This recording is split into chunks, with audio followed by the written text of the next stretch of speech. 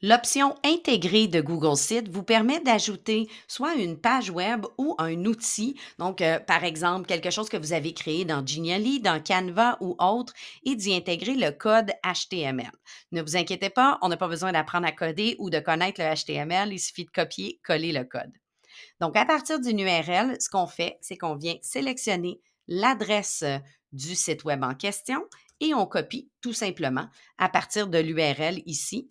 Et on voit que j'ai deux options. La page complète, donc ça va être vraiment la page web qui va être dans ma page web et la prévisualisation qui fait une espèce de petite carte cliquable qu'on peut facilement ajouter, comme par exemple pour faire une page de favoris.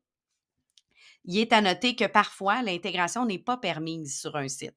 Ce sont vraiment les créateurs du site qui vont permettre cette intégration. Donc, parfois, l'option page complète ne sera pas là et parfois, les deux options ne seront pas là du tout parce que l'intégration n'est pas permise. Donc, ce n'est pas une erreur de manipulation de votre part, c'est vraiment les créateurs du site qui ne nous permettent pas d'intégrer leur site dans le nôtre.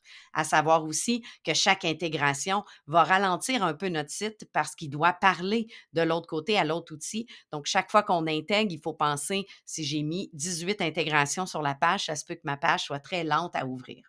Si je prends la prévisualisation, eh bien, on voit qu'on m'a ajouté une petite carte. Si je vais du côté cliquable, bien, quand je vais cliquer, ça va ouvrir directement le site. On peut venir retirer l'image et retirer les descriptions en cliquant sur l'image et en cliquant sur les paramètres. On a vraiment seulement que deux options, enlever l'affichage, enlever l'image, mais on ne peut pas venir modifier la description. Donc, je ne pourrais pas venir enlever le mot test ou changer l'adresse qui apparaît ou même modifier l'image puisque celle-ci est choisie par le créateur du site en question.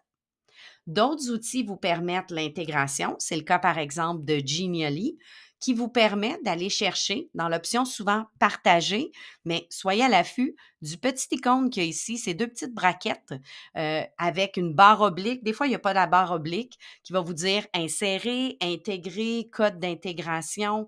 Donc, on voit ça dans une panoplie d'outils. Souvent, c'est caché dans les options de partage. Donc, je viens cliquer sur insérer et je viens choisir ici le code d'intégration que je viens tout simplement copier où c'est écrit intégrer le code. On voit que j'ai un long, long code. Je n'ai pas à jouer dedans, je n'ai rien à faire. Je fais seulement copier-coller et je vais faire insertion. Et maintenant, mon Genially est intégré à mon site. Si dans Genially, j'effectue des changements, le changement est fait automatiquement aussi sur mon site. On peut aussi le faire avec Canva. C'est une option, je vous la montre, elle est un peu cachée dans le menu partager encore. Je vais aller dans plus et j'ai mes petites braquettes avec ma barre oblique ici, intégrer et voilà, j'ai un code d'intégration. C'est le cas aussi de Quizlet qui est intéressant. On va trouver l'option de partage dans le petit menu, 3 petits points en dessous, intégrer. Donc, des fois, c'est inséré, des fois, c'est intégré, des fois, c'est code d'intégration, mais on a toujours ces deux petites braquettes-là. Et en cliquant, eh bien, j'ai un code que je peux coller dans mon site. Et c'est le cas de beaucoup, beaucoup d'outils. Donc, essayez de repérer, voir est-ce que votre outil préféré a un code d'intégration qui permettrait de tout mettre sur une seule page. C'est le cas ici de Quizlet qui permet aux élèves de réviser leurs verbes. Et on a ici un jeu. Je peux même choisir les modes d'apprentissage. Ils pourraient le faire en mode dictée.